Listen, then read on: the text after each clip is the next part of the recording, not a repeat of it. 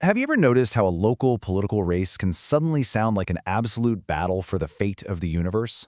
Well, today, we're acting as rhetorical detectives in this explainer. We're going to look at a highly partisan segment featuring Sean Hannity and Stephen Miller. And look, we're not here to debate the politics. We're here to objectively deconstruct exactly how broadcasters build these massive, high-stakes narratives that just keep audiences absolutely glued to the screen. To unpack all of this, we're following a five-part map: setting the stage, critiquing candidates, the Democratic agenda claims, framing the Trump record, and finally, the existential struggle. So let's jump right into Section 1, setting the stage and its narrative mechanics. To really wrap our heads around what's happening in this source material, we need to ask ourselves a structural question.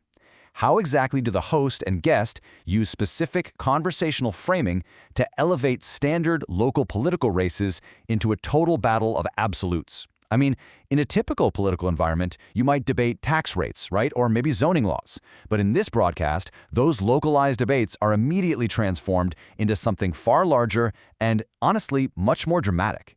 What we're really looking at here is a core concept known as binary framing.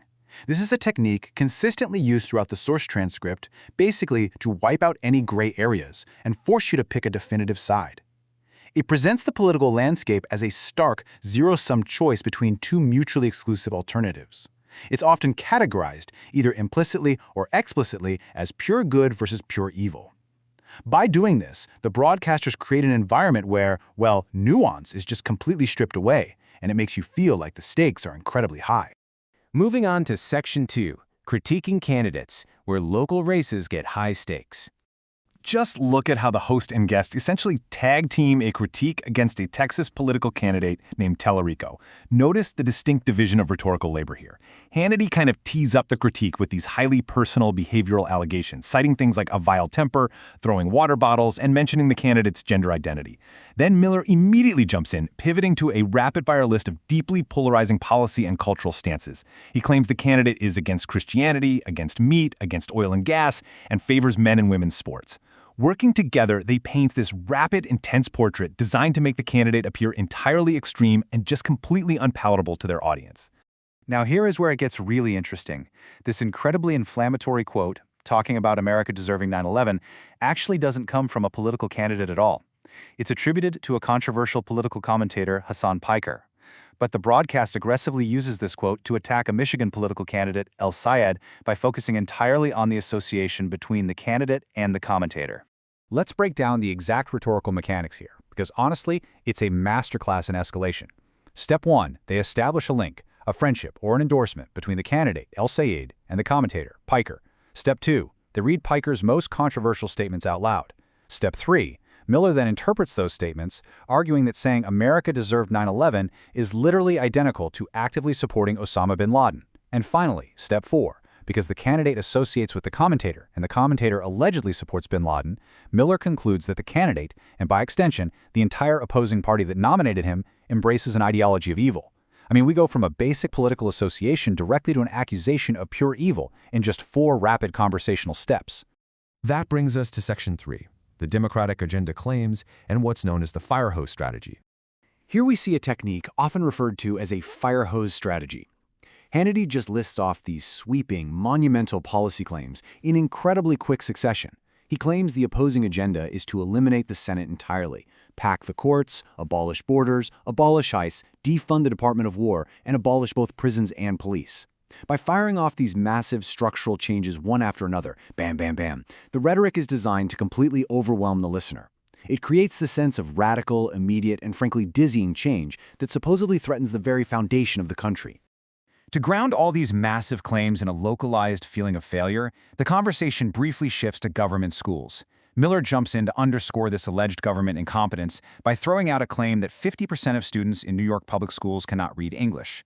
Now, whether you're actively fact-checking this or not, rhetorically speaking, dropping a stark, frightening statistic like 50% serves a very specific purpose. It validates their broader narrative that the opposing party's governance is fundamentally broken and just utterly chaotic.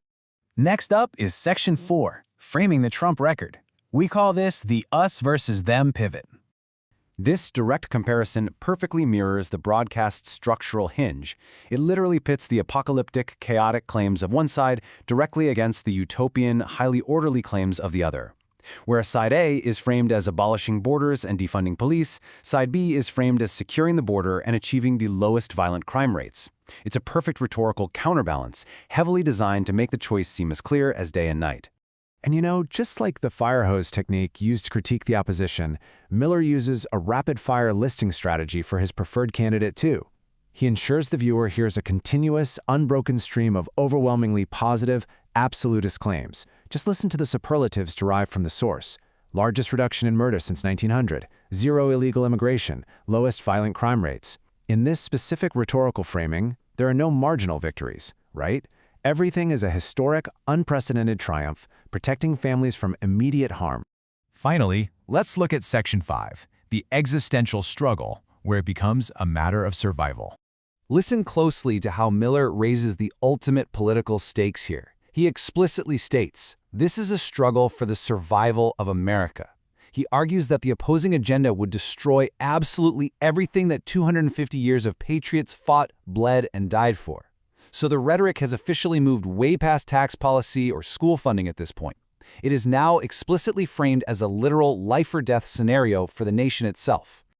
This segment really reaches its rhetorical climax when Miller categorizes the opposition's ultimate goals. He claims they want to hand the nation over to communists, jihadists, and criminals.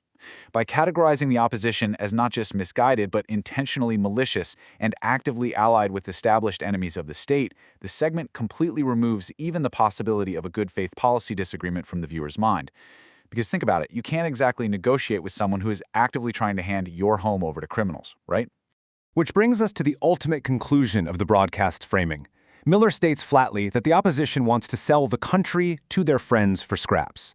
The opposing side isn't just wrong, they are actively, fundamentally committed to the destruction of America. This is the absolute peak of the us versus them strategy. It demands total, absolute loyalty from the viewer, because the alternative is framed as total annihilation. So we've seen exactly how media can take local candidates and totally transform them into avatars of an existential war. But I want to leave you with this. When political rhetoric consistently frames every single election as a battle for survival against an ideology of evil, what actually happens to the possibility of democratic compromise? Does this strategy inform us, or does it just completely isolate us? Definitely something to think about the next time you tune in.